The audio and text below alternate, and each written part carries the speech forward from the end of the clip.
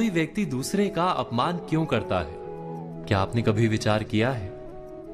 वैसे तो हम भी बिना कारण बहुतों का अपमान करते हैं। हमारा अपना अपमान भी बहुत बार होता है। संसार का सारा व्यवहार एक दूसरे का अपमान करने पर टिका है। जैसे पति अपनी पत्नी का अपमान करता है, पिता अपनी संतानों का अपमान करता है, नौकरी देने वाला अपने नौकर का अपमान करता है, अर्थात जो भी बलवान है वो निर्बल का अपमान करता है। यदि हम शक्तिमान हैं तो अपमान के बदले में लड़ाई करते हैं, और यदि लड़ने की शक्ति नहीं होती तो हम अपमान सह लेते हैं, स्वयं को निर्बल और असहाय मान लेते हैं। हमें छोटे होने का एहसास होता है। ऐसा प्रतीत होता है जैसे हमारी आत्मा कुचली गई हो। किंतु कोई किसी का अपमान क्यों करता है? हम विचार कर रहे थे कि जब अपमान होता है तो मनुष्य को अपनी निर्बलता का एहसास होता है, और निर्बलता का बोध मनुष्य को कुचल देता है।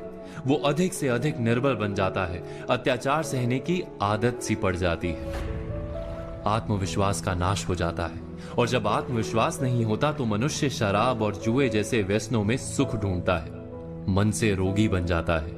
आखिर किसी भी मनुष्य की ऐसी दुर्गति कोई क्यों करता है? अपमान करने वाला वास्तव में क्या सिद्ध करना चाहता है? कभी गहराई से विचार किया है?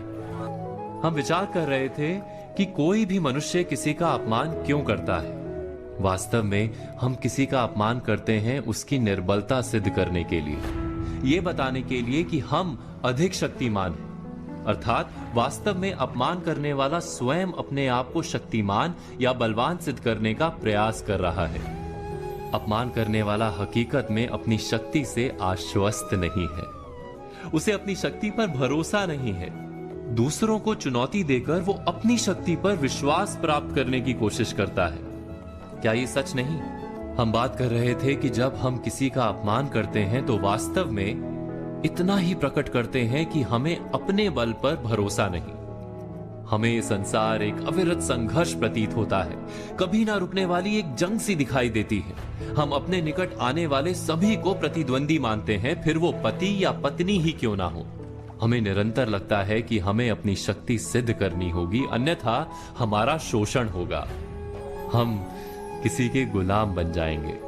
किंतु क्या हमने कभी विचार किया है कि दूसरों को प्रतिद्वंदी अर्थात दुश्मन मानने के बदले कलीग मान लें, हमारी सहायता करने वाले सहयोगी मान लें, अर्थात दूसरे व्यक्ति को प्रेम करें तो उसका अपमान करना आवश्यक ही नहीं होगा। किंतु प्रेम करने के लिए आत्मविश्वास आवश्यक है। जिसे अपनी शक्ति पर विश्वास नहीं, वो प्रेम कर ही नहीं सकता। अर्थात जिसका हृदय आत्मविश्वास से भरा होता है, ना वो अपमान करता है, ना अपमान को स्वीकार करता है। क्या ये सत्य नहीं? इस तथ्य पर विचार अवश्य कीजिएगा।